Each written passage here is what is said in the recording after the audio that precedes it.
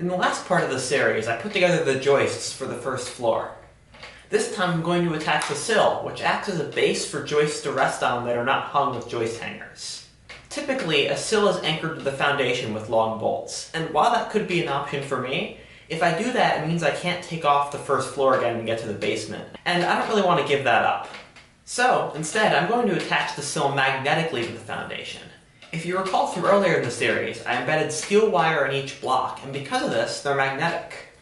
So my plan is to embed magnets in the sill, which will attract the top of the foundation and keep the first floor in place.